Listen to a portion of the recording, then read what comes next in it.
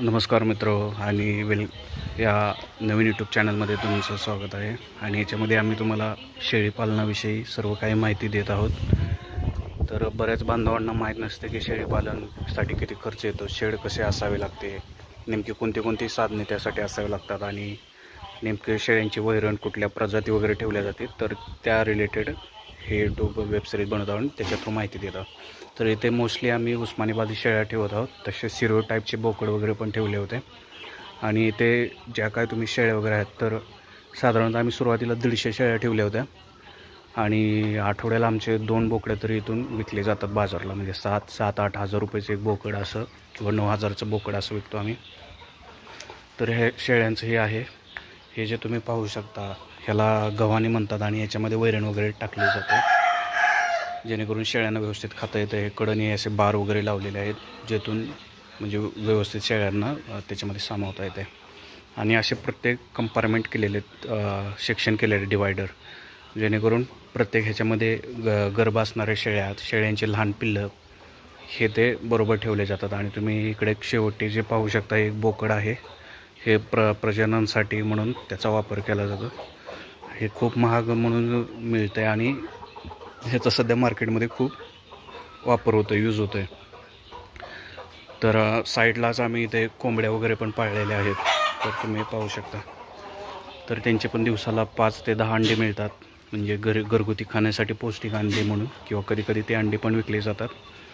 आणि ह्या ज्या कोंबड्या आहेत त्यांचा मेन फायदा म्हणजे जे काही इथे शेळ्यांना होणारे गोचिड वगैरे आहेत किंवा दुसरं काय असेल तर ते सर्व ह्या कोंबड्या खातात, आणि त्यामुळे एक इनडायरेक्टली कीटकनाशक म्हणून त्या काम केले जातात।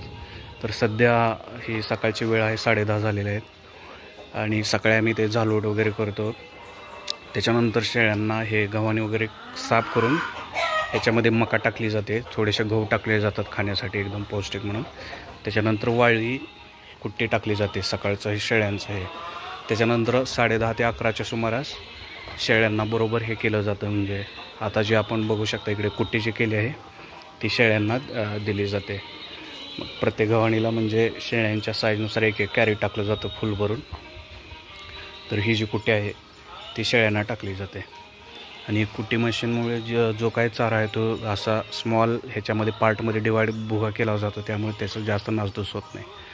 आणि तुम्ही एक साईडला इथे पाहू शकता हा एक रेडिओ आहे, तर हा रेडिओ नेहमी चालू असतो, मी तुम्हाला त्याच्याजवळ जाऊन दाखवतो।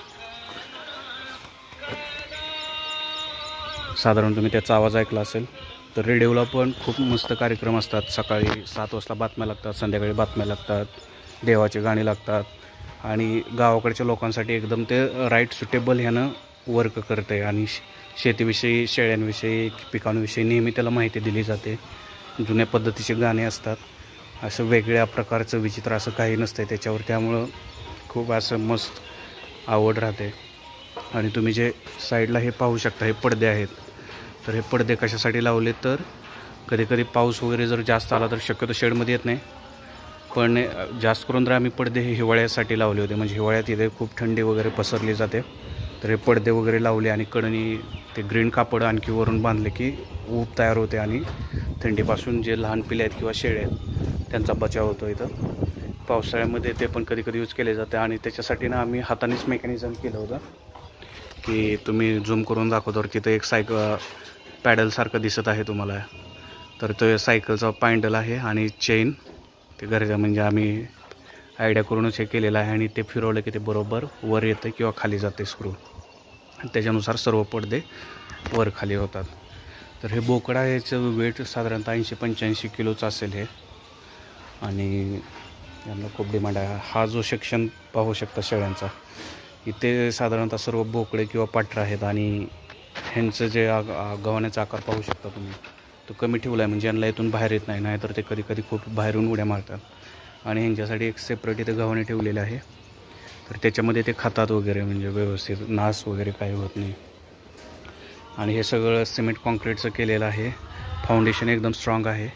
शेडसाठी आम्ही मटेरियल जुन्या पाईपा वगैरे वापरलेले आहेत, पत्रे पण एकदम भारी क्वालिटीचे आहेत हे। आणि साधारण 5 लाख खर्च आला, पण याच्यातून सगळा खर्च वगैरे जाऊन शेळीचं तुम्हाला महिन्याला आहे ते 40 ते 50 हजार आरामशीर प्रॉफिट वगैरे राहते. ह्याच्यासाठी वैरण वगैरे आहे ते आम्ही घरूनच हे करतो.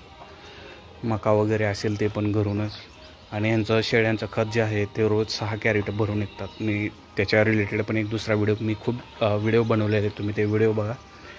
फक्त मी माहिती या व्हिडिओमध्ये दिलेली आहे, बाकीच्या व्हिडिओमध्ये जस्ट मी असेच व्हिडिओ टाकलेले आहेत. इथे पाण्याची पण ॲटोमॅटिक सिस्टीम केलेली आहे. ॲटोमॅटिकली म्हणजे त्या टाकीला पाईप कनेक्ट केलेला आहे आणि या पाट्यांमध्ये पाणी येतं. तर आम्ही शक्यतो हे 10-11 वाजता पाणी चालू करतो, जेणेकरून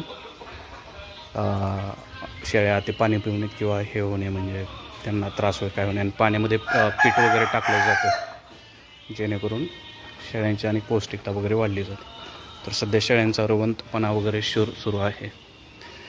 तर हा व्हिडिओ कसा वाटला तुम्हाला, आणि जर तुम्हाला याच्यामध्ये काही कमेंट किंवा क्वेश्चन्स असतील किंवा इतर कोणते क्वेश्चन्स असतील तर नक्की कळवा, सांगा.